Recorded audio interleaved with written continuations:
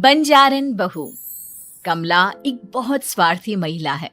उसने पैसों के लिए एक ऐसे इंसान से शादी की जो पहले से शादीशुदा और एक बच्चे का पिता भी था। कमला के पति को मरे हुए एक अरसा बीत गया है। अब वो अपने सौतेले बेटे वैभव के साथ रहती है।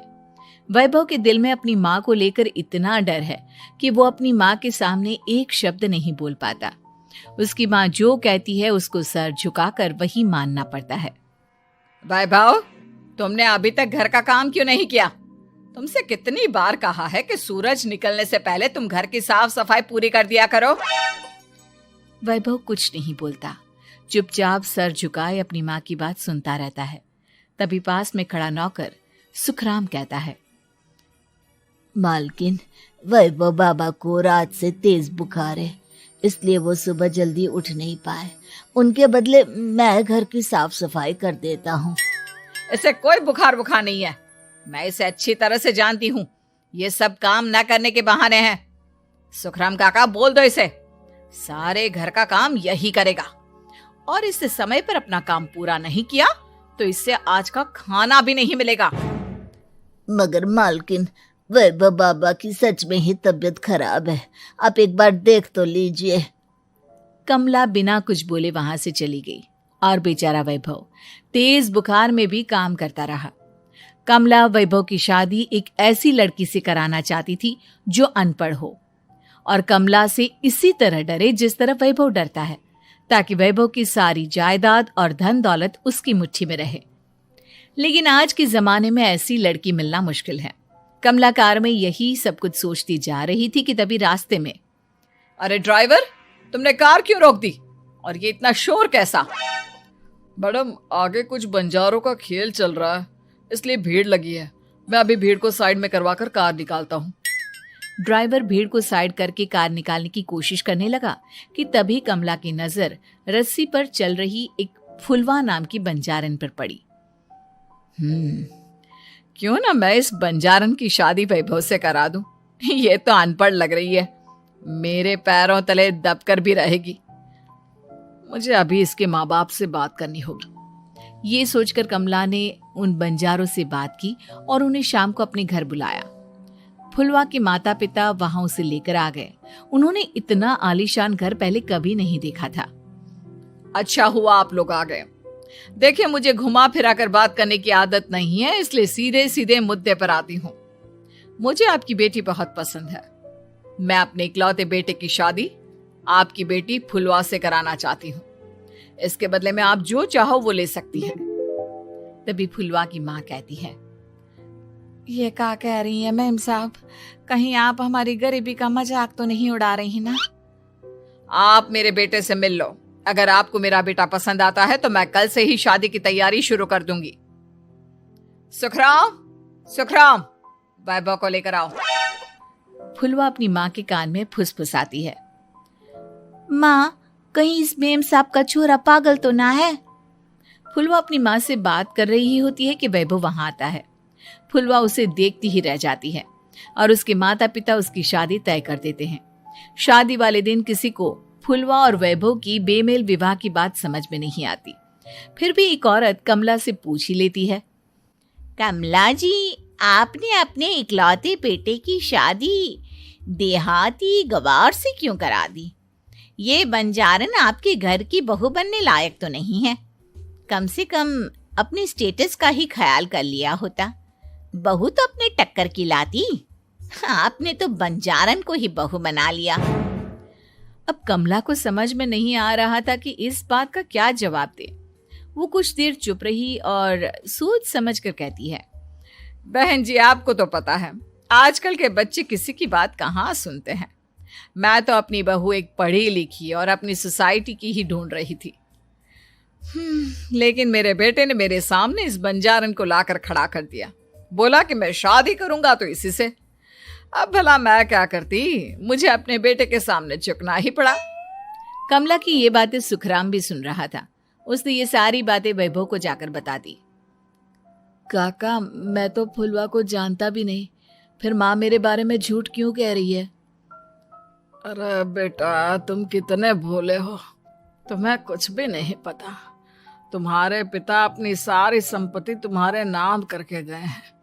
तुम्हारी माँ नहीं चाहती कि यह संपत्ति तुम्हें मिले, इसलिए उन्होंने तुम्हारी अनपढ़ लड़की से शादी करवाई ताकि तुम्हारी तरह वो भी अपने हक के लिए आवाज ना उठा सके। सुखराम काका, मैं क्या करूं, आप ही बताओ। माँ के सामने आते ही मेरे हाथ पैर कांपने लगते हैं। मैं माँ को कुछ भी नहीं कह पाता। वे दोनों बात कर ही रहे थे कि अचानक कमला वहां गई। कमला को देखकर दोनों घबरा गए। तुम दोनों फिर कभी बातें कर लेना, अभी फेरों का समय हो गया है, चलो जल्दी आओ। इस तरह फुलवा और वैभव की शादी हो गई। अगले दिन कमला ने फुलवा को बुलाया और उसे नसीहत देने लगी। देख बंजारन, तुझे मैंने अपनी बहू बना तो लिया है, लेकिन तुझे इस घर में आँख कान मुंह बंद करके रहना होगा। घर का काम कर और अपने पति से मतलब रख, समझी? कमला का ऐसा रवैया फुलवा को बिल्कुल समझ में नहीं आया। उसने वैभव से इस बारे में बात की। सुनिए ना, माँ जी ने जिस तरह मुझसे बात की मुझे अच्छा नहीं लगा। शादी से पहले तो वो मुझसे बहुत अच्छे से बात कर रही थी, लेकिन शादी के बाद उन्हें क्या हो गया? तुम ज्यादा मत सोचो, जैसा माँ कहती है वैसा ही करो। ये कहकर वैभव वहां से चला गया। अगले दिन वैभव को घर के नौकरों की तरह काम करता देख फुलवा को बहुत हैरानी हुई। फुलवा ने इस बारे में सुखराम काका से बात की तो सुखराम काका ने फुलवा को सारी बात बता दी। अब फुलवा को समझ में आ गया कि उसकी सास ने एक बंजारन को बहू क्यों बनाया। एक दिन वैभव घर का काम कर रहा था, तभी उससे कांच की प्लेट टूट गई। किसने गिराई ये कांच की प्लेट? वैभव को वहां खड़ा देख कमला ने छड़ी से उसे मारना शुरू कर दिया। उसके पैर में कांच चुभ गया और खून बहने लगा, लेकिन फिर भी कमला उसे मारे जा रही थी। ये देखकर फुलवा ने कमला के हाथ से छड़ी छीन ली और तोड़कर फेंक दी। बंजारन, तेरी इतनी हिम्मत, तूने मेरे हाथ से छड़ी छीनी?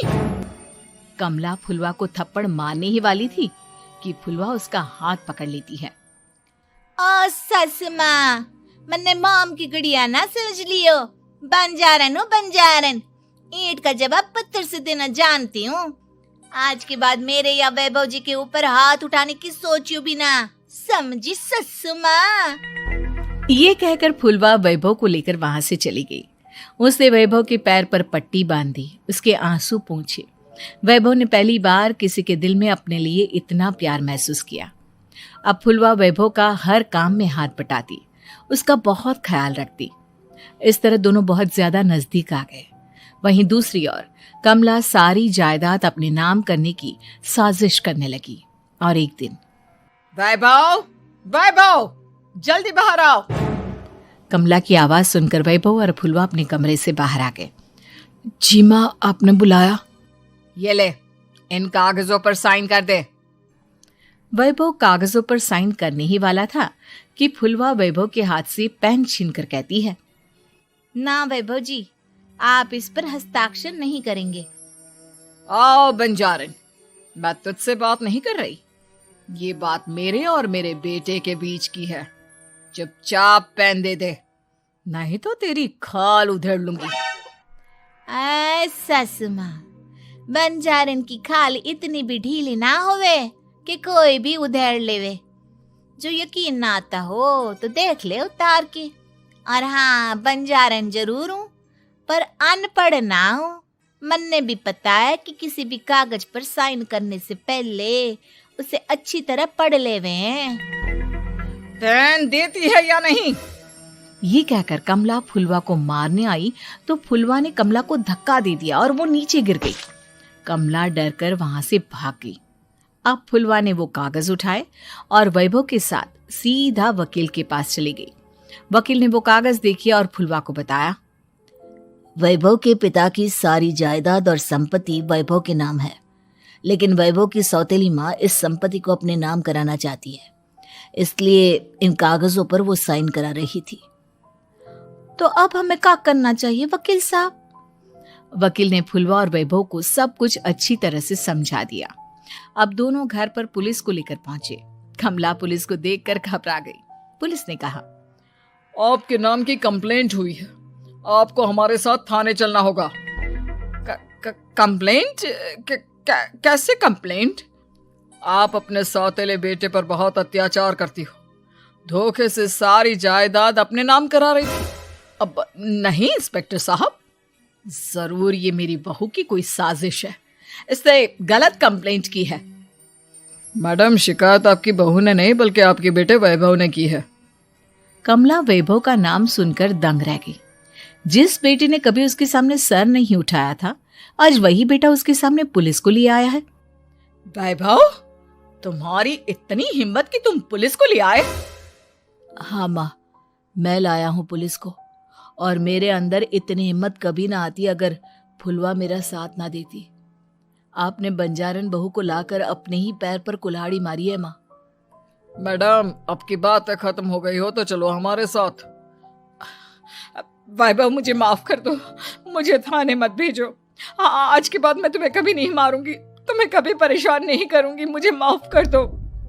वैभव अपनी कंप्लेंट वापस ले लेता है और पुलिस वहां से चली जाती है। वैभव अपनी सौतेली माँ से कहता है, मैंने पुलिस को वापस तो भेज दिया है, लेकिन मैं आपको माफ नहीं कर सकता। आपने बचपन से आज तक कभी मेरे सर पर हाथ नहीं रखा, हमेशा मुझे मारती रही, नौकरों की तरह बर्ताव करती रही। आप इस घर में नहीं रह सकती, चली जाइए यहां से। कमला घर छोड़कर चली गई और सड़क किनारे खड़ी होकर सोचने लगी, काश मैंने वैभव को माँ की तरह प्यार किया होता तो आज मैं इस तरह से बेसहारा ना हो जाती।